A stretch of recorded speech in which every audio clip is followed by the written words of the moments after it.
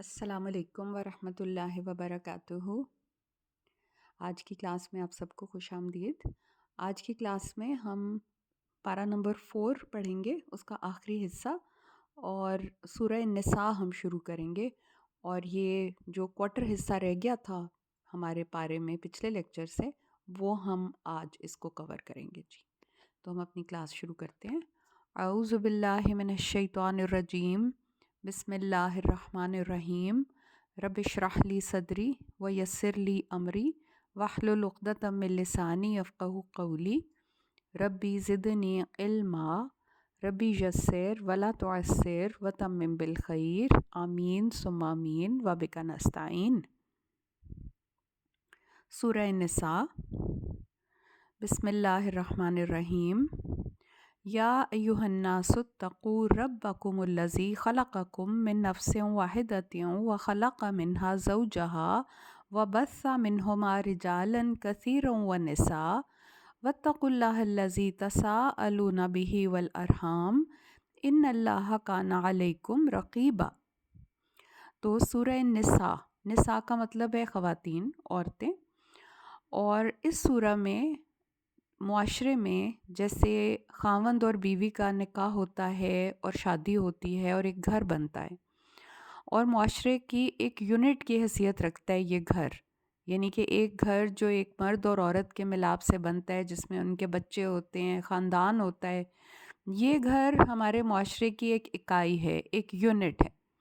اور پھر یہ بہت سارے گھر مل کے ایک معاشرہ بن جاتا ہے، جس میں مختلف احکامات ہیں کہ کس طرح سے ہمیں بیہیو کرنا ہے۔ اور دوسری چیز، ایک بہت امپورٹنٹ چیز یہ ہے کہ جیسے ہم نے پہلے پڑھا تھا نا پچھلی سورہ میں، کہ انسانوں کو جو سب سے زیادہ محبت دی گئی ہے، حب الشہوات، اس میں سب سے پہلے نساء آ جاتی ہیں، عورتیں آ جاتی ہیں، کہ ایک مرد کے لیے جو سب سے زیادہ اٹریکٹیو چیزیں اس دنیا میں ہیں، جو کہ گنوائی گئی تھیں، کہ عورتیں ہیں، پھر سونے چاندی کے ڈھیر ہیں، اور پھر گھوڑے ہیں، کھیتیاں ہیں، مویشیاں ہیں، بیٹے ہیں، تو ان ساری چیزوں میں جو فرسٹ چیز تھی جس کا سب سے پہلے ذکر کیا تھا اللہ پاک نے، وہ تھی عورتیں، کہ زُیِّنَ لِلنَّاسِ حُبُّ الشَّہَوَاتِ مِنَ النِّسَاءِ وَالْبَنِینَ وَالْقَنَاطِیرِ الْمُقَنطَرَةِ، ٹھیک ہے نا؟ تو وہ والی آیت یاد کریں۔ تو اب آپ اس سے اندازہ لگائیں کہ مرد اور عورت کی ایک اٹریکشن جو ہے، اور عورت کے اندر جو گلیمر، جو حسن، جو اٹریکشن اللہ تعالیٰ نے رکھ دی ہے مردوں کے لیے، جس کی وجہ سے معاشرے کا، اگر اس کو انڈسپلن چھوڑ دیا جاتا ہے تو معاشرے کا نظام درم برم ہو کے رہ جائے گا۔ اور آزاد شہوت رانی، آزاد سیکس، جیسے فری سیکس، اس طرح سے، اور زنا کا دروازہ کھل جاتا ہے، اور بہت سی برائیوں کا دروازہ کھل جاتا ہے، اور اس میں سب سے زیادہ حق تلفی کس کی ہوتی ہے؟ عورت کی۔ یعنی کہ ایک عورت جس کو اللہ تعالیٰ ایک پروٹیکٹڈ جگہ پہ رکھنا چاہتا ہے، جس کو اللہ تعالیٰ گھر میں رکھنا چاہتا ہے، جس نے اولاد کی پرورش کرنی ہے، جس نے آگے سے جا کے اگلی نسل کی پرورش کرنی ہے، تربیت کرنی ہے، اچھے طریقے سے پروان چڑھانا ہے، اپنے شوہر کا خیال رکھنا ہے، جس نے باہر جا کے سارا دن دنیا میں کام کرنے ہیں اور فیس کرنا ہے پوری دنیا کو، تو عورت گھر میں اس کے پیچھے ہے، اس کی سپورٹ سسٹم۔ بچوں نے باہر نکلنے، ان کا سپورٹ سسٹم ان کی ماں ہے جو گھر میں بیٹھی ہوئی ہے، جو ہر طرح سے ان کا خیال رکھتی ہے۔ تو ہم نے پہلے یہ جب سورہ آل عمران ختم ہوئی تھی تو اس میں بھی ہم نے پڑھا تھا کہ اجر اور نیکی کے اعتبار سے مرد اور عورت دونوں کا درجہ برابر ہے، ٹھیک ہے نا؟ آئی تھی نا آخری آیت کہ چاہے مرد ہے یا عورت، جو نیکی کرنے والے ہیں چاہے مرد ہیں یا عورت، ان کو ان کا پورا پورا اجر ملے گا۔ تو یہاں پہ عورت کی جو امپورٹنس ہے، عورت کو جو اللہ تعالیٰ خود بنانے والا ہے، وہ عورتوں کے بارے میں کیا ہمیں بتاتا ہے؟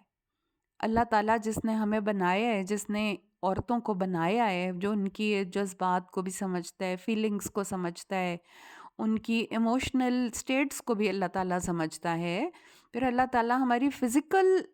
جو کیپیبلٹی ہے اس کو بھی سمجھتے ہیں کہ ایک عورت فزیکلی کتنا کیپیبل ہے کہ وہ کیا کچھ کر سکتی ہے۔ پھر یہ کہ عورت کے اندر جس طرح صبر کا جذبہ رکھا ہوا ہے اور برداشت ہے اور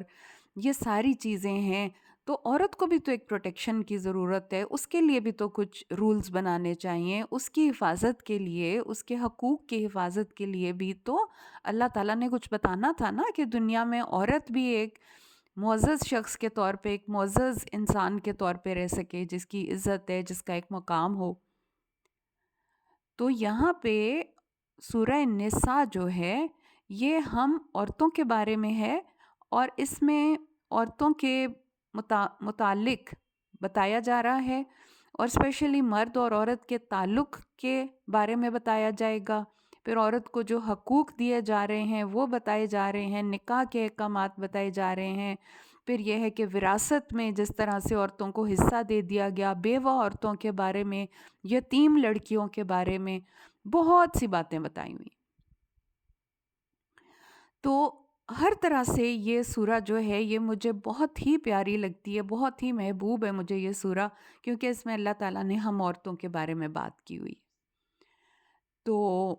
اوورآل تو پورے معاشرے کے سدھار کے لیے اس میں بہت سی باتیں بتائی گئی ہیں، کہ پورے معاشرے میں جو ایک سیکشول انڈسپلن ہے اس کو دور کر دیا جائے، اور بھی بہت سی چیزیں ہیں، ہم جیسے جیسے پڑھیں گے انشاءاللہ پھر ہمیں سمجھ میں آتی جائیں گی۔ تو ہم اس سورہ کا آغاز کرتے ہیں، بسم اللہ الرحمن الرحیم۔ لوگوں اپنے اس رب سے ڈرتے رہو جس نے تمہیں ایک جان سے پیدا کیا، پھر اسی سے اس کا جوڑا بنایا، اور پھر ان دونوں سے بہت سے مرد اور عورتیں پھیلا دیں۔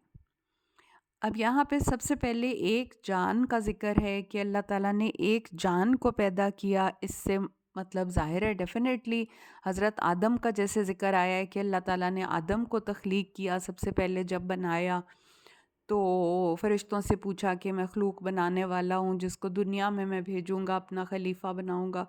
تو پھر حضرت آدم کے ساتھ ان کی بیوی حضرت حوا کو بھی پیدا کیا۔ تو یہ بتایا جا رہا ہے یہاں پہ کہ لوگوں اپنے اس رب سے ڈرتے رہو۔ تقویٰ کا پھر سب سے پہلے تقویٰ جو ہے وہ تو ہمارا بیسک موٹیو ہے، قرآن پاک پڑھتے پڑھتے ہم نے تقویٰ ہی کے بارے میں سیکھنا ہے، کیونکہ ہم نے تو متقی بننا ہے۔ ذالک الکتاب لا ریب فیہ ھدی للمتقین، یہ ہدایت ہے متقین کے لیے۔ تو اب ہم ہدایت کے لیے جب ہم کھول کے بیٹھے ہیں کتاب کو اپنے سامنے، تو ظاہر ہے ہم نے تو متقی بننا ہی ہمارا الٹیمیٹ ٹارگٹ ہے، ہم نے متقی بننا ہے، جس کے الٹیمیٹلی جس کو فلاح نصیب ہونی ہے، مفلحون میں شامل ہونا ہے، مکمل کامیابی حاصل کرنی ہے۔ یہی دنیا میں ہمارا مقصد ہے کہ ہم نے اسی کے اوپر ہی کام کرنا ہے اور اسی کے لیے ہی کوشش کرنی ہے، باقی ساری اپنی ایکٹیویٹیز اور رسپانسبلٹیز کو نبھاتے ہوئے ہم نے کس طرح سے اپنے اندر اس تقویٰ کے جذبے کو پیدا کرنا ہے جو ہمارے دلوں میں ہوتا ہے۔ یا ایھا الناسو، سب لوگوں کو مخاطب کیا گیا یہاں پہ، یہ نہیں کہ یا ایھا الذین آمنو یا اہل کتاب سے یا بنی اسرائیل سے یا اور نہیں، سب لوگوں سے مخاطب کرتے ہوئے اللہ تعالیٰ کہہ رہے ہیں اے لوگو اپنے اس رب سے ڈرتے رہو، اس رب سے ڈرتے رہو جس نے تمہیں ایک جان سے پیدا کیا، اور پھر اس سے اس کا جوڑا بنایا، اور پھر ان سے دنیا میں بہت سے مرد اور عورتیں پھیلا دی۔ ٹھیک ہے، اور پھر جب حضرت آدم اور اماں حوا کا رشتہ بنا اور دنیا میں وہ آئے، تو پھر ظاہر ہے ان کی اولاد ہوئی، جیسے حابیل اور قابیل کا بھی ہم نے پڑھا ہے، پھر آپس میں نکاح ہوئے، پھر ان کی اولادیں پیدا ہوئیں، اور اس طرح سے دنیا میں بہت سارے مرد اور عورتیں پھیل گئے۔ اور اس اللہ سے ڈرو، واتقوا اللہ الذی تساءلون بہ والارحام ان اللہ کان علیکم رقیبا، اور اس اللہ سے ڈرو جس کا واسطہ دے کے تم ایک دوسرے سے اپنا حق مانگتے ہو، اور قریبی رشتوں کے معاملے میں بھی اللہ سے ڈرو، بلا شبہ اللہ تم پر ہر وقت نظر رکھے ہوئے ہے۔ اب اللہ تعالیٰ نے ایک تو اپنا ظاہر خالق ہونا، اس نے اللہ تعالیٰ نے بتایا کہ اللہ تمہارا خالق ہے، اس سے ڈرو۔ پھر ایک اور چیز بتائی اللہ تعالیٰ نے کہ اللہ سے ڈرو، اس کا حوالہ دے کے تم لوگوں سے مانگتے ہو، لوگوں سے اپنے حقوق مانگتے ہو، اپنا حق مانگتے ہو۔ اللہ کے حوالے سے ہی ہم اپنا حق مانگتے ہیں نا، جو اللہ نے ہمارا حق مقرر کر رکھا ہے۔ جیسے ایک بیوی ہے تو شوہر پہ اس کا حق ہے، تو وہ ظاہر ہے جو اللہ نے مقرر کیا ہے اس حوالے سے وہ مانگتی ہے اپنا حق، کہ بھئی مجھے نان و نفقہ دو، میری طرف مجھے گھر دو، یہ دو وہ دو، یا جیسے کسی کا کسی پہ کوئی حق ہے تو جیسے ایون یہ آپ یہ دیکھ لیں کہ کوئی ہم سے خیرات مانگتا ہے، چیریٹی مانگتا ہے، صدقہ مانگتا ہے، تو وہ بھی ہمیں اللہ کے نام سے مانگتا ہے نا، کہ اللہ کے نام پہ ہمیں دے دو. یا ویسے ہم کوئی اور نیکی کا کام کرتے ہیں تو ہم اللہ کے لیے کرتے ہیں نا، اللہ کو راضی کرنے کے لیے. تو اس اللہ سے ڈرو جس کا واسطہ دے کے تم ایک دوسرے سے اپنا حق مانگتے ہو، کہ جو اس نے مقرر کیا ہوا حق اس کے نام سے آپ مانگتے ہیں کہ دیکھ لو اللہ سے ڈرو، جو میرا حق ہے مجھے ادا کرو، چاہے تجارت ہو، چاہے معاشرت ہو، چاہے جو بھی جگہ ہو. اور پھر کیا ہے کہ رشتوں کے معاملے میں، قریبی رشتوں کے معاملے میں بھی اللہ سے ڈرتے رہو. جو صلہ رحمی ہوتی ہے نا، رحم کے والارحام، رحم کہتے ہیں ماں کے گود، ماں کے پیٹ کو، جہاں پہ اولاد پیدا ہوتی ہے، جہاں پہ بچہ پیدا ہوتا ہے، رحم. اور رحم کا مطلب ہوتا ہے قریبی رشتہ دار، سارے قریبی خون کے رشتے اور دوسرے قریبی رشتے جو ہیں ان کو ارحام کہتے ہیں. اور رحم کے بارے میں اللہ تعالیٰ کہتے ہیں کہ جو شخص، رسول پاک صلی اللہ علیہ وآلہ وسلم نے فرمایا، حدیث ہے کہ جو شخص چاہتا ہو کہ اس کے رزق میں فراخی اور اس کی عمر لمبی ہو تو اسے صلہ رحمی کرنی چاہیے. اور ایک اور جگہ پہ آپ نے فرمایا قطع رحمی کرنے والا جنت میں نہیں جائے گا، یعنی کہ جو اپنے رشتوں کو توڑے گا تو وہ جنت میں نہیں جائے گا. اور پھر یہ ہے کہ اور بھی ہے کہ بہت سی احادیث اس میں آتی ہیں کہ صلہ رحمی کا مطلب جو ہے وہ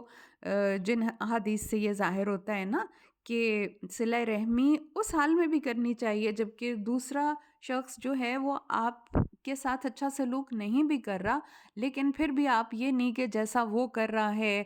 آپ اس کو اسی کا ہی جواب دیں، بلکہ یہ کہ آپ بڑھ کے اس سے اچھا سلوک کریں. تو اس سلسلے میں بھی بہت سی احادیث ہیں. تو ایک اور حدیث ہے، آپ صلی اللہ علیہ وآلہ وسلم نے فرمایا، ایک شخص نے پوچھا یا رسول اللہ صلی اللہ علیہ وآلہ وسلم مجھے ایسا عمل بتائیے جو مجھے جنت میں لے جائے. آپ نے فرمایا اللہ کی عبادت کرو، اس میں ذرا سا بھی شرک نہ کرنا، نماز قائم کرو، زکوٰۃ ادا کرو اور صلہ رحمی کرو. ٹھیک ہے، تو یہ پھر ہمیں صلہ رحمی کے بارے میں بہت سی احادیث ملتی ہیں جن میں سے تھوڑی سی ہم نے ابھی پڑھ لی ہیں. ان اللہ کانا علیکم رقیبا، کہ بے شک اللہ تعالیٰ تم پہ ہر وقت نظر رکھے ہوئے ہے.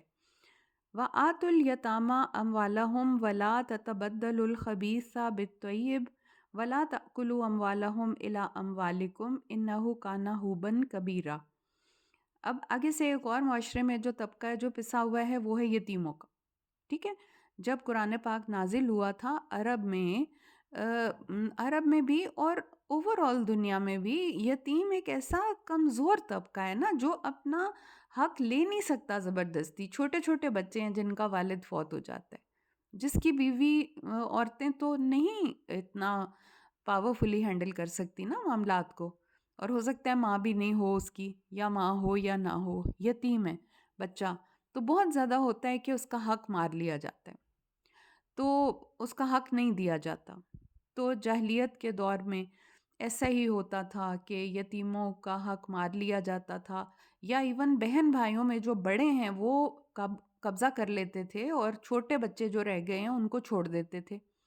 یا یہ کہ جن لوگوں کی سرپرستی میں یتیم لوگ آ جاتے تھے، جیسے اس کی ماں کی بھی دوبارہ نکاح ہو گیا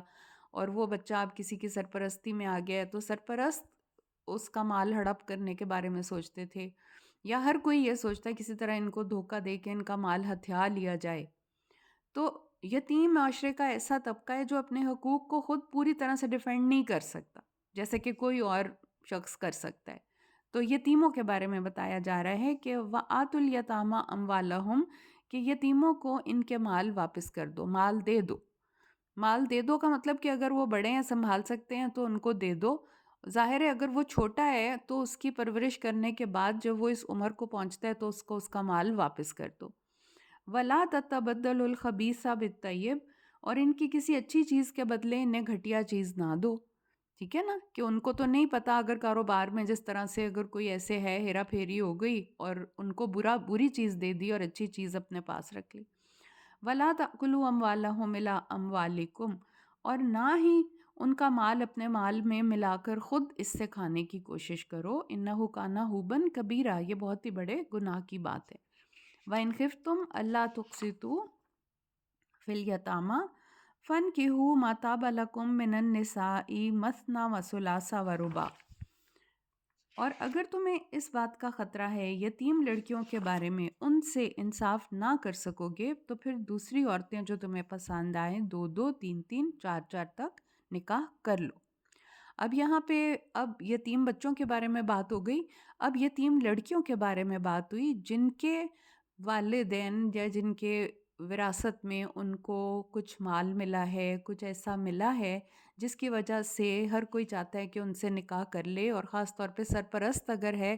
تو اگر یتیم لڑکی کی کوئی زمین ہے یا کوئی ایسی چیز ہے تو سرپرست چاہتا ہے کہ جب وہ لڑکی بڑی ہو گئی ہے تو اس کا نکاح کر کے یہ تو ہمارے ہاتھ سے نکل جائے گا یہ سب کچھ، کیونکہ پہلے تو سرپرست کے پاس ہی ہے نا، وہ گارڈین ہے تو اس کے کنٹرول میں ہے، تو وہ اس نیت سے ان لڑکیوں سے نکاح کر لیں کہ یہ مال ہمارے پاس ہی رہے، لیکن ان یتیم لڑکیوں کو ان کا پورا حق نہ ملے، ان کو پوری توجہ نہ ملے، ان کو حق مہر پورا نہ دیا جائے،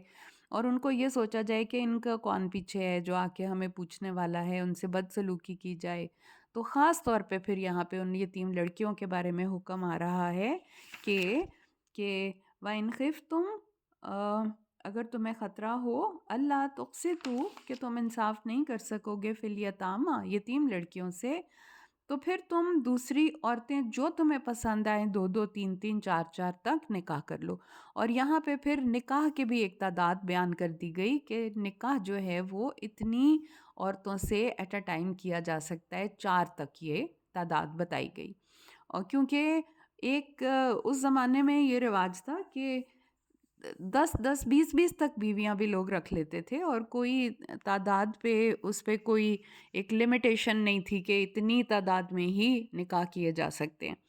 تو اس سے پھر یہی ہوتا تھا کہ جب اتنے زیادہ نکاح ہو گئے ہیں، 10 20 بیویاں ہیں اور ان کے بچے ہیں اور ان کا، تو وہ گھر گھرستی چلانے کے لیے اور پھر اتنا پرووائڈ کر سکتا ہے وہ شوہر یا نہیں کر سکتا،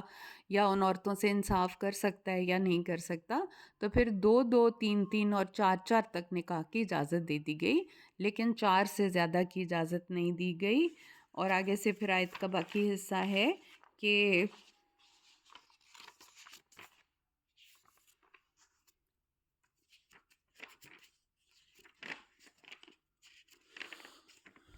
فَإِنْ خِفْتُمْ أَلَّا تَعْدِلُوا فَوَاحِدَةً أَوْ مَا مَلَكَتْ أَيْمَانُكُمْ ذَلِكَ أَدْنَىٰ أَلَّا تَعُولُوا،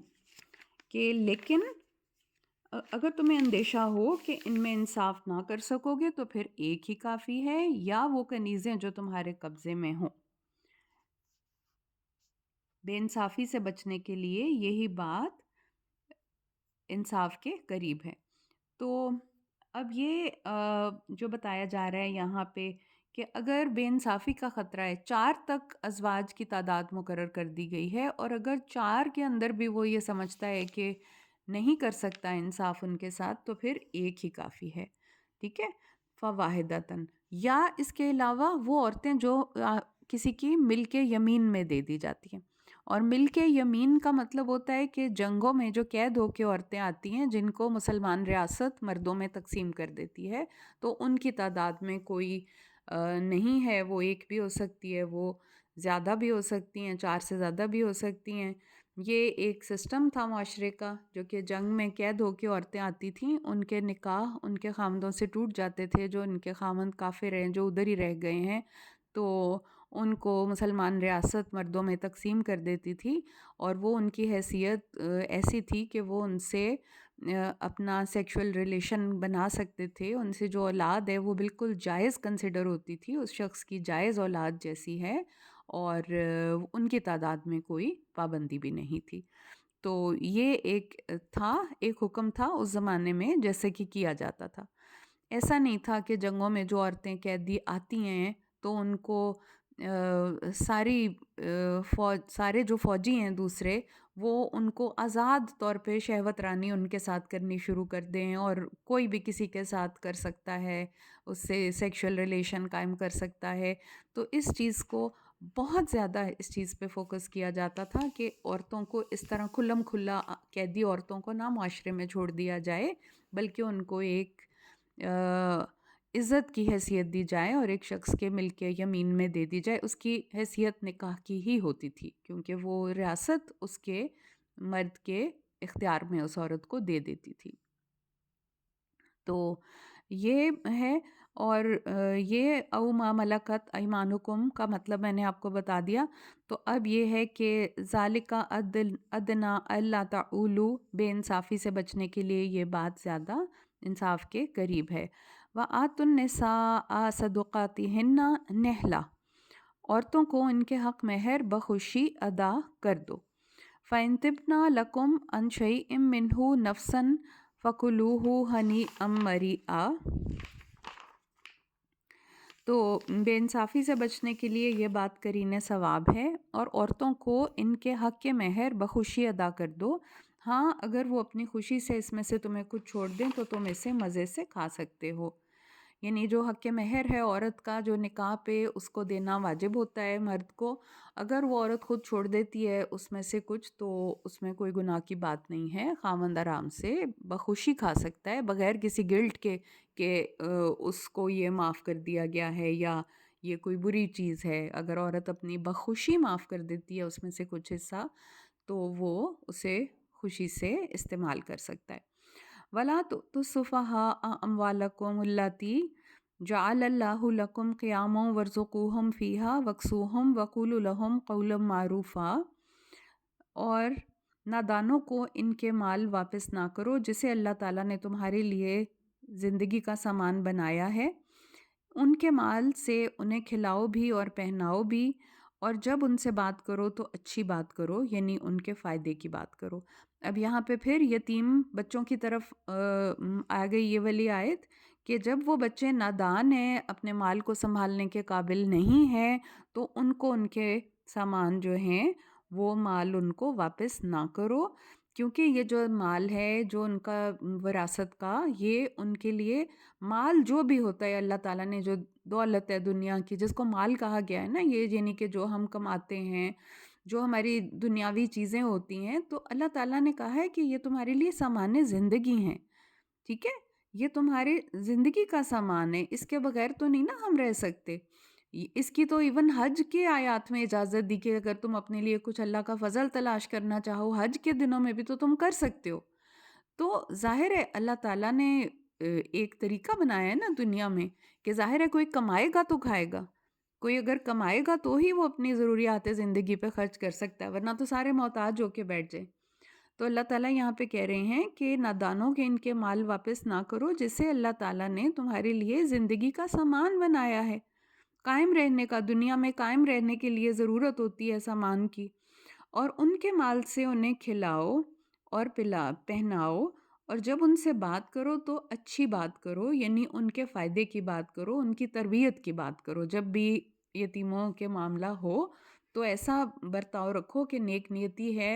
اور مخلص ہو ان کے ساتھ اور اچھی بات کرو. وَابْتَلُوا الْيَتَامَىٰ حَتَّىٰ إِذَا بَلَغُوا النِّكَاحَ فَإِنْ آنَسْتُم مِّنْهُمْ رُشْدًا فَادْفَعُوا إِلَيْهِمْ أَمْوَالَهُمْ وَلَا تَأْكُلُوهَا إِسْرَافًا وَبِدَارًا أَن يَكْبَرُوا وَمَنْ كَانَ غَنِيًّا فَلْيَسْتَعْفِفْ وَمَنْ كَانَ فَقِيرًا فَلْيَأْكُلْ بِالْمَعْرُوفِ فَإِذَا دَفَعْتُمْ إِلَيْهِمْ أَمْوَالَهُمْ فَأَشْهِدُوا عَلَيْهِمْ وَكَفَىٰ بِاللَّهِ حَسِيبًا. یتیموں کی آزمائش کرتے رہو یہاں تک کہ وہ نکاح کے قابل عمر کو پہنچ جائیں. پھر اگر تم کی اہلیت معلوم کرو تو ان کے مال ان کے حوالے کر دو، اور ضرورت سے زیادہ اور موزوں وقت سے پہلے اس ارادے سے ان کا مال نہ کھاؤ کہ وہ بڑے ہو کر اس کا مطالبہ کریں گے. جو سرپرست کھاتا پیتا ہو اسے چاہیے کہ یتیم کے مال سے کچھ نہ لے، اور جو محتاج ہو وہ اپنا حق خدمت دستور کے مطابق کھا سکتا ہے.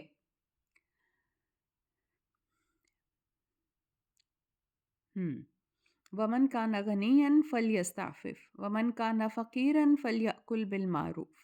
فَإِذَا دَفَعْتُمْ إِلَيْهِمْ أَمْوَالَهُمْ فَأَشْهِدُوا عَلَيْهِمْ وَكَفَىٰ بِاللَّهِ حَسِيبًا. اور جب ان یتیموں کا مال انہیں واپس کر دو تو اس پر گواہ بنا لیا کرو، اور یاد رکھنا حساب لینے کے لیے اللہ ہی کافی ہے۔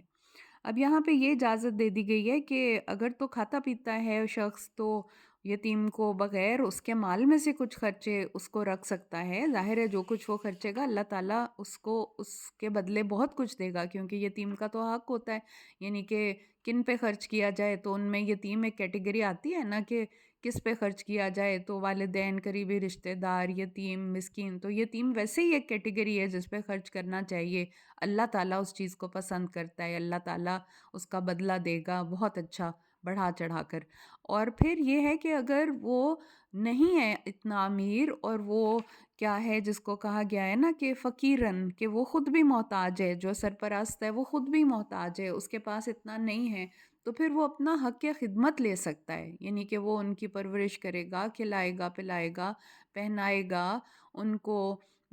ان کے لیے کھانا پکے گا ان کے لیے، اور ان کے جو ضروریات زندگیاں پوری کرنے کے لیے کام کرے گا، تو وہ خدمت کر رہا ہے یتیموں کی، تو وہ اپنا حق خدمت ان کے مال میں سے لے سکتا ہے، انصاف کے ساتھ لے، جتنا خرچ ہو رہا ہے اتنا ہی لے۔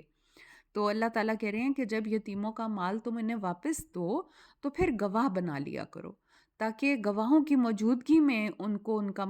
دے دیا جائے واپس۔ اور پھر اللہ تعالیٰ کہہ رہے ہیں کہ حساب لینے کے لیے تو اللہ ہی کافی ہے، یعنی کہ اگر کوئی بے ایمانی کرے گا تو اس کو یہ نہیں سوچنا چاہیے کہ اس کا کوئی حساب ہی نہیں لینے والا، کیونکہ یتیم خود تو نہیں وہ حساب کروا سکتا نا کہ مال کیسے خرچ کیا تھا، اتنے سال میں کیا رہ گیا کیا نہیں، تو حساب لینے کے لیے اللہ ہی کافی ہے۔ لِلرِّجَالِ نَصِيبٌ مِّمَّا تَرَكَ الْوَالِدَانِ وَالْأَقْرَبُونَ وَلِلنِّسَاءِ نَصِيبٌ مِّمَّا تَرَكَ الْوَالِدَانِ وَالْأَقْرَبُونَ مِمَّا قَلَّ مِنْهُ أَوْ كَثُرَ نَصِيبًا مَّفْرُوضًا۔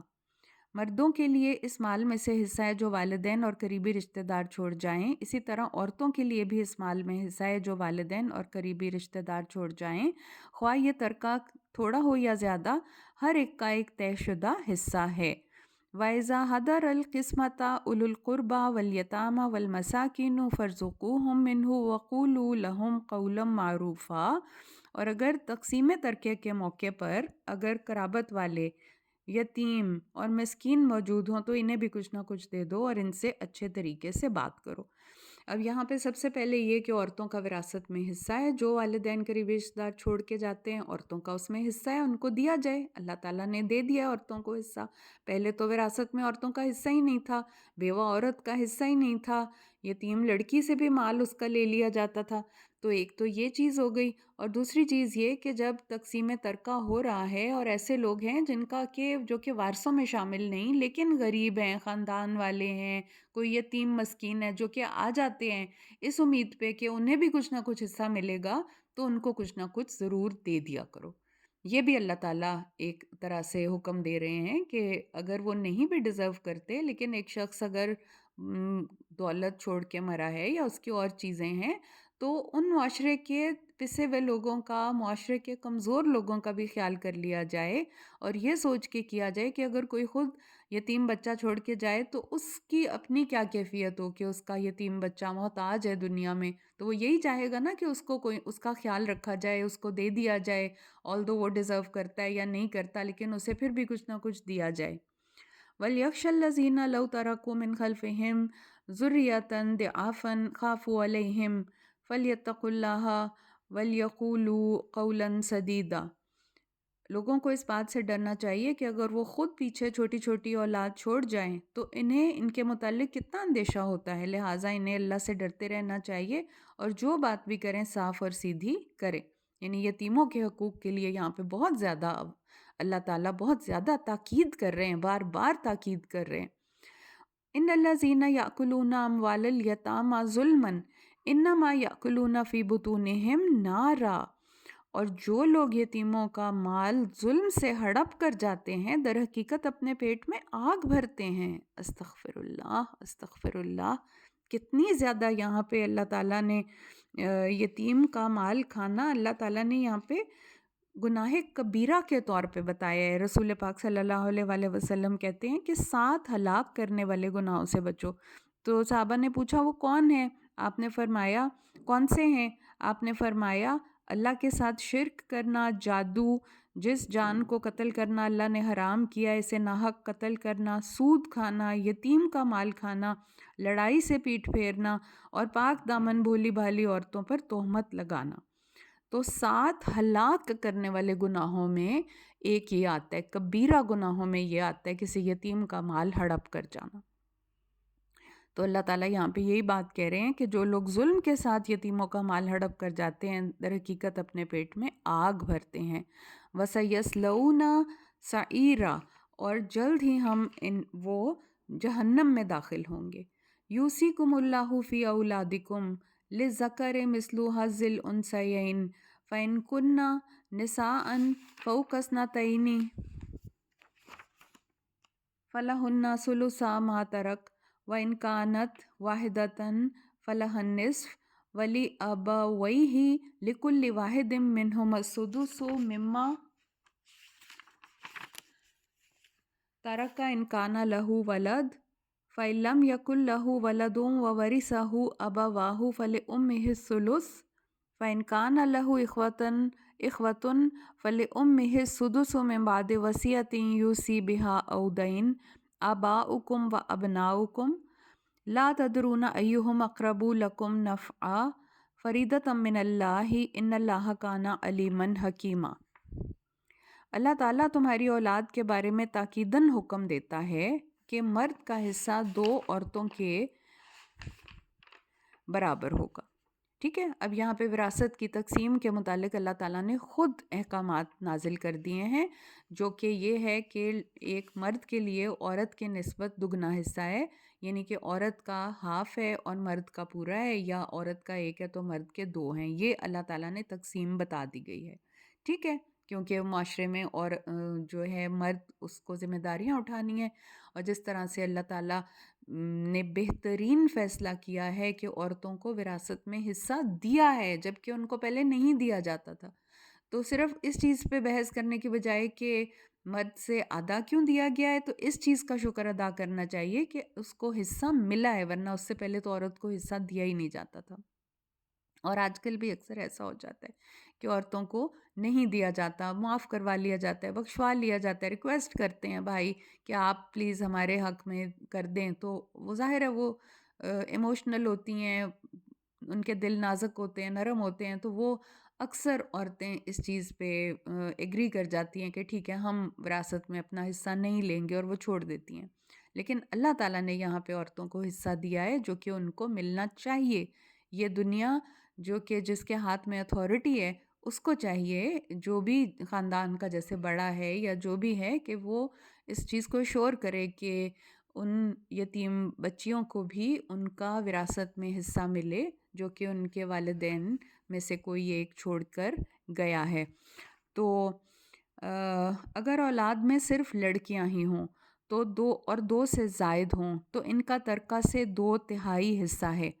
اور اگر ایک ہی ہے تو اس کے لیے ترکہ کا نصف حصہ ہے، اور اگر میت کی اولاد بھی ہو اور والدین بھی ہوں تو والدین میں سے ہر ایک کا 6واں حصہ ہے، اور اگر میت کی اولاد نہ ہو، اس کے وارث صرف والدین ہوں تو ماں کا 1/3 حصہ ہے، اور اگر اس کے بہن بھائی بھی ہوں تو ماں کا 6واں حصہ ہے۔ یہ تقسیم میت کے قرضے اور اس کی وصیت ادا کرنے کے بعد ہوگی۔ تم یہ نہیں سمجھ سکتے کہ تمہیں فائدہ پہنچانے کے لحاظ سے تمہارے والدین اور تمہاری اولاد میں سے کون قریب تر ہے۔ یہ اللہ تعالیٰ کی طرف سے مقررہ حصے ہیں، یقیناً اللہ تعالیٰ سب کچھ جاننے والا اور حکمت والا ہے۔ یعنی کہ ترکہ کے اندر پھر اللہ تعالیٰ نے ماں باپ کا بھی حصہ رکھا ہے، اور اس میں بہن بھائیوں کا بھی حصہ رکھا ہے، اولاد کا بھی حصہ رکھا ہے۔ یہ سارے جس طرح سے حصے ہیں وہ بتائے گئے ہیں۔ اگلی آیت اب ہم کرتے ہیں، وَلَكُمْ نِصْفُ مَا تَرَكَ أَزْوَاجُكُمْ إِن لَّمْ يَكُن لَّهُنَّ وَلَدٌ فَإِن كَانَ لَّهُنَّ وَلَدٌ فَلَكُمُ الرُّبُعُ مِمَّا تَرَكْنَ مِن بَعْدِ وَصِيَّةٍ يُوصِينَ بِهَا أَوْ دَيْنٍ وَلَهُنَّ الرُّبُعُ مِمَّا تَرَكْتُمْ إِن لَّمْ يَكُن لَّكُمْ وَلَدٌ فَإِن كَانَ لَكُمْ وَلَدٌ فَلَهُنَّ الثُّمُنُ مِمَّا تَرَكْتُم مِّن بَعْدِ وَصِيَّةٍ تُوصُونَ بِهَا أَوْ دَيْنٍ وَإِن كَانَ رَجُلٌ يُورَثُ كَلَالَةً أَوِ امْرَأَةٌ وَلَهُ أَخٌ أَوْ أُخْتٌ فَلِكُلِّ وَاحِدٍ مِّنْهُمَا السُّدُسُ فَإِنْ كَانُوا أَكْثَرَ فِي مِنْ ذَلِكَ فَهُمْ شُرَكَاءُ فِي الثُّلُثِ مِنْ بَعْدِ وَصِيَّةٍ يُوصَى بِهَا أَوْ دَيْنٍ غَيْرَ مُضَارٍّ وَصِيَّةً مِنَ اللَّهِ وَاللَّهُ عَلِيمٌ حَلِيمٌ۔ تمہاری بیویوں کی اگر اولاد نہ ہو تو ان کے ترکہ سے تمہارا نصف حصہ ہے، اور اگر اولاد ہو تو پھر چوتھا حصہ ہے۔ یہ تقسیم ترکہ ان کی وصیت کی تعمیل اور قرضہ ادا کرنے کے بعد ہوگی۔ اب یہاں پہ یہ بھی بتایا گیا ہے نا کہ جو قرضہ ہے میت کے اوپر وہ سب سے پہلے ادا کیا جائے گا، پھر جو وصیت اس نے کی ہے 1/3 کے اندر جیسے کر سکتے ہیں وہ بھی ادا کی جائے گی، اور پھر یہ ہے کہ باقی ماندہ جتنا بھی ہوگا وہ وارثوں میں جیسے کہ اللہ تعالیٰ نے حصے بتا دیے تقسیم کیا جائے گا۔ اگر تمہاری اولاد نہ ہو تو بیویوں کا چوتھا حصہ ہے، بیوہ کا یہاں پہ حق بتایا جا رہا ہے، اور اگر اولاد ہو تو پھر 8واں حصہ ہے۔ یہ تقسیم تمہاری وصیت کی تعمیل اور تمہارے قرضے کی ادائیگی کے بعد ہوگی۔ یہاں پہ جو ترتیب بتائی گئی نا، وصیت کا ذکر کیا گیا اور قرضے کا، تو قرضہ سب سے پہلے ادا کیا جاتا ہے میت کے مرنے کے بعد، اور پھر وصیت جو کہ زیادہ سے زیادہ بھی 1/3 کے اندر کی ہوتی ہے یا اس سے کم ہو سکتی ہے، اور اس کے بعد یہ ہے کہ ساری تقسیم اللہ تعالیٰ کے حکم کے مطابق ہوگی۔ اگر میت کلالہ ہے، کلالہ کا مطلب کہ وہ مرد ہے یا عورت میت، لیکن اس کے نہ والدین ہے نہ کوئی اولاد ہے، تو اب اس کے ظاہر ہے بہن بھائی بچتے ہیں، تو اگر میت کلالہ ہے تو خواہ مرد ہے یا عورت، اس کا ایک بھائی اور ایک بہن ہے تو ان میں سے ہر ایک کا چھٹا حصہ ہے۔ اگر بہن بھائی زیادہ ہوں تو سب تہائی حصے میں شریک ہوں گے، اور یہ تقسیم میت کی وصیت کی تعمیل اور اس کے قرضے کی ادائیگی کے بعد ہوگی، بشرط یہ کہ اس میں کسی کو نقصان نہ پہنچ رہا ہو۔ یہ اللہ تعالیٰ کی طرف سے مقرر کردہ حصے ہیں، اور اللہ سب کچھ جاننے والا اور بردبار ہے۔ تِلْکَ حدود اللہ، یہ اللہ تعالیٰ کی حدود ہیں۔ وَمَن يُطِعِ اللَّهَ وَرَسُولَهُ يُدْخِلْهُ جَنَّاتٍ تَجْرِي مِن تَحْتِهَا الْأَنْهَارُ خَالِدِينَ فِيهَا وَذَلِكَ الْفَوْزُ الْعَظِيمُ۔ جو شخص اللہ اور اس کے رسول کی اطاعت کرے وہ اسے ایسے باغات میں داخل کرے گا جن کے نیچے نہریں جاری ہیں، وہ ان میں ہمیشہ رہیں گے، یہ بہت بڑی کامیابی ہے۔ وَمَن يَعْصِ اللَّهَ وَرَسُولَهُ وَيَتَعَدَّ حُدُودَهُ يُدْخِلْهُ نَارًا خَالِدًا فِيهَا وَلَهُ عَذَابٌ مُّهِینٌ۔ اور جو شخص اللہ اور اس کے رسول کی نافرمانی کرے گا، اللہ کی حدود سے آگے نکل جائے گا، تو وہ اسے دوزخ میں داخل کرے گا جس میں وہ ہمیشہ رہے گا، اور اسے رسوا کرنے والا عذاب ہوگا۔ استغفر اللہ۔ واللاتی یأتین الفاحشۃ من نسائکم فاستشہدوا علیہن اربعۃ منکم فإن شہدوا فامسکوہن فی البیوت حتی یتوفاہن الموت او یجعل اللہ لہن سبیلا۔ اچھا، اب یہ آ گیا زنا کی سزا۔ زنا کے بارے میں اس کی روک تھام کے لیے، فحاشی کی روک تھام کے لیے جو فائنل حکم تھا کوڑے مارنے کا، وہ آئے گا سورہ نور میں۔ یہاں پہ ایک ٹیمپریری حکم تھا جو کہ یہ تھا کہ یہ میں آیت کا ترجمہ پڑھنے لگی ہوں، واللاتی یاتین الفاحشۃ، یہاں سے تمہاری عورتوں میں سے جو بدکاری کی مرتکب ہوں ان پر اپنے میں سے 4 آدمیوں کی گواہی لے لو، اور اگر وہ گواہی دے دیں تو انہیں گھروں میں بند رکھو یہاں تک کہ انہیں موت آ جائے یا اللہ ان کے لیے کوئی اور راستہ پیدا کرے۔ ٹھیک ہے، کہ یعنی کہ کسی عورت پہ صرف ایسے ہی نہیں الزام لگا دینا، 4 مردوں کی گواہی لینی ہے، اور پھر یہ ہے کہ ان کو گھروں میں قید رکھو اور ان کو ہمیشہ بند رکھو یہاں تک کہ موت آ جائے، یا اللہ کوئی اور حکم اپنا نازل کر دے، جیسا کہ آگے جا کے اللہ تعالیٰ نے کیا ہے نا کہ ان کو 100 کوڑے لگائے جائیں، یا شادی شدہ عورت ہے تو پھر رجم کی سزا ہے کہ پتھر مار کے ہلاک کر دیا جائے۔ تو یہ مردوں عورتوں دونوں کے لیے سورہ نور میں آئیں گی۔ یہ ایک ٹیمپریری سزا تھی جو کہ بتائی گئی ہے۔ واللذانی یأتیانہا منکم فآذوہما فإن تابا وأصلحا فأعرضوا عنہما ان اللہ کان توابا رحیما۔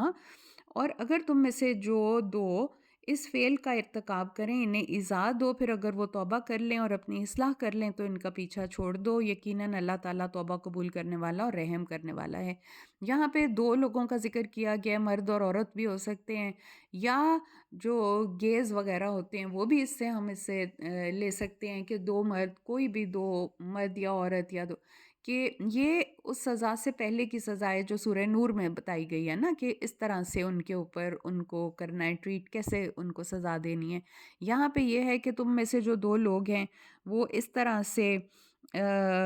واللذانی کا جو لفظ استعمال ہوا ہے خواہ یہ زنا کرنے والے مرد اور عورت ہیں یا دونوں مرد ہیں، اور دونوں مرد ہیں تو ظاہر ہے قوم لوط کا جو عمل ہے وہ کر رہے ہیں، ہومو سیکشولیٹی، تو ان کا کیا ہے، ان کی سزا کیا بتائی گئی ہے کہ انہیں ایذا دو، یعنی تکلیف پہنچاؤ، مارو پیٹو ان کو، اور اگر وہ توبہ کر لیں، اپنی اصلاح کر لیں تو ان کا پیچھا چھوڑ دو، یقیناً اللہ توبہ قبول کرنے والا اور رحم کرنے والا ہے۔ انما التوبۃ علی اللہ للذین یعملون السوء بجہالۃ ثم یتوبون من قریب فاولئک یتوب اللہ علیہم وکان اللہ علیما حکیما۔ اللہ تعالیٰ پر قبولیت توبہ کا حق صرف ایسے لوگوں کے لیے ہے جو نادانستہ جب کوئی برا کام کر بیٹھتے ہیں پھر جلد ہی توبہ کر لیتے ہیں۔ اللہ ایسے ہی لوگوں کی توبہ قبول کرتا ہے۔ اللہ سب کچھ جاننے والا اور حکمت والا ہے۔ وَلَيْسَتِ التَّوْبَةُ لِلَّذِينَ يَعْمَلُونَ السَّيِّئَاتِ حَتَّىٰ إِذَا حَضَرَ أَحَدَهُمُ الْمَوْتُ قَالَ إِنِّي تُبْتُ الْآنَ وَلَا الَّذِينَ يَمُوتُونَ وَهُمْ كُفَّارٌ أُولَٰئِكَ أَعْتَدْنَا لَهُمْ عَذَابًا أَلِيمًا۔ اور توبہ ان لوگوں کے لیے نہیں جو برے کام کرتے رہتے ہیں یہاں تک کہ ان میں سے جب کسی کو موت آ جاتی ہے تو کہنے لگتا ہے میں اب توبہ کرتا ہوں، نہ ہی ان لوگوں کے لیے ہے جو کفر کی حالت میں ہی مر جاتے ہیں، ایسے لوگوں کے لیے ہم نے دردناک عذاب تیار کر رکھا ہے۔ یہاں پہ توبہ کی شرائط بتائی جا رہی ہیں کہ جو لوگ اپنا گناہ کرتے فوراً ریئلائز کر لیتے ہیں، اللہ سے معافی مانگ لیتے ہیں اور گناہ پہ اصرار نہیں کرتے، جانتے بوجھتے یہ نہیں کہتے نہیں میں نے ٹھیک کیا، بلکہ مان لیتے ہیں یا اللہ غلطی ہو گئی میرے سے۔ اور پھر یہ کہ جو لوگ کفر کی حالت میں ہی مر جاتے ہیں ان کی توبہ قبول نہیں ہوگی، اور نہ ہی ان کی توبہ قبول ہوگی کہ ساری عمر برے کام کرتے رہے، موت کی نشانی دیکھ لی یعنی کہ فرشتے وغیرہ نظر آ گئے، آنکھوں سے پردہ ہٹ گیا، تو پھر کہیں کہ ہم توبہ کرتے ہیں، اس وقت کی توبہ بھی قبول نہیں ہوگی۔ تو اللہ تعالیٰ کہہ رہے ہیں کہ ان لوگوں کے لیے ہم نے دردناک عذاب تیار کر رکھا ہے۔ یا ایھا الذین آمنوا لا یحل لکم ان ترثوا النساء کرہا ولا تعضلوہن لتذہبوا ببعض ما آتیتموہن الا ان یأتین بفاحشۃ مبینہ وعاشروہن بالمعروف فإن کرہتموہن فعسیٰ ان تکرہوا شیئا ویجعل اللہ فیہ خیرا کثیرا۔ اے ایمان والو، تمہارے لیے یہ جائز نہیں کہ تم زبردستی عورتوں کے وارث بن بیٹھو، نہ ہی انہیں اس لیے روکے رکھو کہ جو مال یعنی حق مہر وغیرہ تم انہیں دے چکے ہو اس کا کچھ حصہ اڑا لو، الا یہ کہ وہ صریح بد چلنی کا ارتکاب کریں، یعنی کہ ان کو تنگ کرنے کے لیے نہ روکو، اور ان کو جو مال تم نے دے دیا ہے ان عورتوں کو، اگر تم ان کو اب چھوڑنا چاہتے ہو، طلاق دینا چاہتے ہو، تو ان سے وہ مال نہ چھینو، نہ ان سے زبردستی ان پہ الزامات لگا کے ان سے وہ نہ چھیننے کی کوشش کرو، اور اگر وہ بدچلنی کا ارتکاب کرتی ہیں یعنی کہ کریکٹر وائز وہ عورتیں ٹھیک نہیں ہیں تو ظاہر ہے پھر تو ان کو سدھارنے کے لیے ان کے ساتھ جو بھی سلوک کر سکتا ہے وہ شوہر، یعنی ان کو سمجھائے گا، بجھائے گا، جیسے بھی ہے۔ تو فَإِن كَرِهْتُمُوهُنَّ فَعَسَىٰ أَن تَكْرَهُوا شَيْئًا وَيَجْعَلَ اللَّهُ فِيهِ خَيْرًا كَثِيرًا۔ اور ان کے ساتھ بھلے طریقے سے زندگی بسر کرو، اگر وہ تمہیں ناپسند ہوں تو ہو سکتا ہے کہ کوئی چیز تمہیں ناگوار ہو مگر اللہ نے اس میں بہت سی بھلائی رکھ دی ہو، یعنی کہ یہاں پہ یہ بتایا جا رہا ہے کہ اگر کوئی عورت کی کوئی چھوٹی سی چیز بھی آپ کو بری نہیں لگتی، ظاہر ہے عورت بھی انسان ہے، اس میں بھی کوئی اچھی عادت ہے، کوئی بری ہے، کوئی پلس ہے، کوئی مائنس ہے، تو کوئی اس کی اسٹرینتھ ہے، کوئی اس کی ویکنس ہے، تو صرف اس چیز پہ شوہر اپنی بیوی کو نہ چھوڑ دے کہ اس میں یہ چیز اس کو پسند نہیں ہے۔ اللہ تعالیٰ کہہ رہے اگر ایک چیز پسند نہیں تو ہو سکتا ہے دوسری چیزوں میں بہت سی خیر اللہ نے رکھی ہو۔ تو یہ بات ہو گئی، اب آگے سے چلتے ہیں۔ وَإِنْ أَرَدْتُمُ اسْتِبْدَالَ زَوْجٍ مَّكَانَ زَوْجٍ وَآتَيْتُمْ إِحْدَاهُنَّ قِنطَارًا فَلَا تَأْخُذُوا مِنْهُ شَيْئًا أَتَأْخُذُونَهُ بُهْتَانًا وَإِثْمًا مُّبِينًا۔ اور اگر تم ایک بیوی کی جگہ دوسری بیوی لانا چاہو، یعنی ایک بیوی کو طلاق دے کے دوسری عورت سے شادی کرنا چاہو، تو تم نے خواہ سے ڈھیروں مال دیا ہو تو اس میں سے کچھ بھی واپس نہ لو۔ کیا تم اس پہ بہتان رکھ کر اور صریح گناہ کے مرتکب ہو کر اس سے مال لینا چاہتے ہو؟ یعنی کہ جھوٹا الزام لگا کے مال اس سے چھیننے کی کوشش نہ کرو۔ اور تم لے بھی وَكَيْفَ تَأْخُذُونَهُ وَقَدْ أَفْضَىٰ بَعْضُكُمْ إِلَىٰ بَعْضٍ وَأَخَذْنَ مِنْكُمْ مِيثَاقًا غَلِيظًا۔ اور تم اس سے لے بھی کیسے سکتے ہو، یعنی کہ تم اس سے ایسی ناانصافی کر بھی کیوں سکتے ہو، کیونکہ تم ایک دوسرے سے لطف اندوز ہو چکے ہو، یعنی کہ مل چکے ہو، قریبی رشتے میں آپ بندے رہے ہو، ایک وہ تم سے ایک پختہ عہد لے چکی ہے، یعنی نکاح کے ایک مضبوط گرہ میں بند چکے ہو، اور جن ولا تنکحوا ما نکح آباؤکم من النساء الا ما قد سلف، اور جن عورتوں کو تمہارے باپ نکاح میں لا چکے ہیں ان سے نکاح نہ کرو مگر جو پہلے ہو چکا سو ہو چکا، انہ کان فاحشۃ و مقتا وساء سبیلا، یہ بڑی بے حیائی اور بیزاری کی بات ہے اور بہت برا چلن ہے۔ یعنی کہ جاہلیت کے دور میں جو بیوہ عورت تھی اس کے کوئی حقوق ہی نہیں سمجھے جاتے تھے، نہ اس کو وراثت میں حصہ دیا جاتا ہے، نہ اس کو نکاح کرنے کا حق ہے، اور وہ ایک مال کے طور پہ وارثوں کے حصے میں آ جاتی وہ بیوہ عورتیں، اور ان سے وہ کئی دفعہ سوتیلے بیٹے نکاح بھی کر لیتے، سوتیلے بیٹے کئی دفعہ ان کا حق مہر وصول کرتے، یعنی کہ شادی اگر وہ کرنا چاہتی ہیں کسی اور سے تو پھر بلیک میلنگ کے لیے کہتے کہ نہیں اس کا حق مہر ہم وصول کریں گے یا ہم اپنی مرضی سے ان کے عورتوں کے نکاح کریں گے۔ تو نہ ہی ان کو اپنے نکاح میں لے کے آنا ہے اور نہ ہی ان پہ زیادتی کرنی ہے، یہ بہت برا چلن ہے اللہ تعالیٰ بتا رہے ہیں، اور بڑی بے حیائی کی اور بیزاری کی بات ہے اور بہت بڑا چلن ہے۔ حرمت علیکم امہاتکم و بناتکم و اخواتکم و اماتکم و خالاتکم و بنات الاخی و بنات الاختی و امہاتکم اللاتی ارضعنکم وَأَخَوَاتُكُم مِّنَ الرَّضَاعَةِ وَأُمَّهَاتُ نِسَائِكُمْ وَرَبَائِبُكُمُ اللَّاتِي فِي حُجُورِكُم مِّن نِّسَائِكُمُ اللَّاتِي دَخَلْتُم بِهِنَّ فَإِن لَّمْ تَكُونُوا دَخَلْتُم بِهِنَّ فَلَا جُنَاحَ عَلَيْكُمْ وَحَلَائِلُ أَبْنَائِكُمُ الَّذِينَ مِنْ أَصْلَابِكُمْ وَأَن تَجْمَعُوا بَيْنَ الْأُخْتَيْنِ إِلَّا مَا قَدْ سَلَفَ إِنَّ اللَّهَ كَانَ غَفُورًا رَّحِيمًا۔ حرام کر دی گئی ہیں تم پر تمہاری مائیں، تمہاری بیٹیاں، تمہاری بہنیں، تمہاری پھوپھیاں، تمہاری خالائیں، بھتیجیاں، بانجیاں، وہ مائیں جنہوں نے تمہیں دودھ پلایا، تمہاری دودھ شریک بہنیں، تمہاری بیویوں کی مائیں، تمہاری بیویوں کی وہ بیٹیاں جو تمہاری گود میں پرورش پا رہی ہیں بشرط یہ کہ تم اپنی بیویوں سے صحبت کر چکے ہو، اور اگر ابھی تک صحبت نہیں کی تو ان کو چھوڑ کر ان لڑکیوں سے نکاح کرنے پر تم پہ کوئی گناہ نہیں۔ تمہارے ان بیٹوں کی بیویاں بھی تم پہ حرام ہے جو تمہاری اپنی صلب سے ہیں، اور یہ کہ تم دو بہنوں کو اپنے نکاح میں جمع کرو یعنی یہ بھی حرام ہے، مگر جو پہلے گزر چکا سو گزر چکا۔ اللہ تعالیٰ بہت بخشنے والا اور رحم کرنے والا ہے۔ اب یہاں پہ وہ رشتے جو کہ حرمت والے رشتے ہیں، جو کہ جیسے کہ محرم ہوتے ہیں نا، ماں بیٹا ماں کا محرم ہوتا ہے، تو جو حرمت والے رشتے ہیں حرمت علیکم، تو یہاں پہ وہ بتایا گیا ہے جن سے نکاح نہیں کیا جا سکتا، مائیں، بیٹیاں، بہنیں، پھوپھیاں، خالائیں، بھتیجیاں، بھانجیاں، رضائی مائیں، رضاعت کے سارے جو رشتے ہیں، دودھ شریک بہنیں وغیرہ، پھر بیویوں کی مائیں جن کے ساتھ فزیکل ریلیشن قائم ہو چکا ہے، اور وہ بچیاں چھوٹی جو کہ بیویوں کی ہیں جو پہلے خامند کی تھیں لیکن ان بیویوں سے فزیکل ریلیشن آپ کا قائم ہو چکا ہے، تو وہ بچیاں چھوٹی جو آپ کی گود میں پرورش پائی ہیں وہ بھی حرام ہیں، وہ بھی نہیں ہو سکتا۔ ہاں یہ ہے کہ اگر کسی عورت سے صرف نکاح ہوا ہے اور اس کی فزیکل ریلیشن قائم نہیں ہوا اور اس کی چھوٹی بچی ہے جو یا بڑی لڑکی ہے جو کہ اس کو مرد کو زیادہ پسند ہے، تو پھر اس عورت کو طلاق دے کے وہ اس لڑکی سے نکاح کر سکتا ہے، اس صورت میں اجازت ہے۔ اور پھر یہ کہ بیٹوں کی بیویاں یعنی کہ بیٹے جو آپ کے سگے بیٹے ہیں اپنی صلب سے پیدا ہوئے ہیں، تو ان کی بیویوں سے بھی نہیں نکاح کیا جا سکتا۔ اگر بیٹا طلاق بھی دے دیتا ہے یا فوت ہو جاتا ہے تو اپنی بہو کے ساتھ بھی نکاح نہیں کیا جا سکتا۔ تو دو بہنیں بھی اکٹھے نہیں آ سکتی، ایک بہن کو چھوڑ دے تو دوسری نکاح میں رہ سکتی ہے۔ تو یہ اللہ تعالیٰ نے بتا دی باتیں، اور جو پہلے جو ان سارے معاملات میں جو غلطیاں ہوئیں اور جس طرح سے ہوتا رہا، وہ اللہ تعالیٰ کہہ رہے ہیں کہ جو پہلے گزر چکا سو گزر چکا،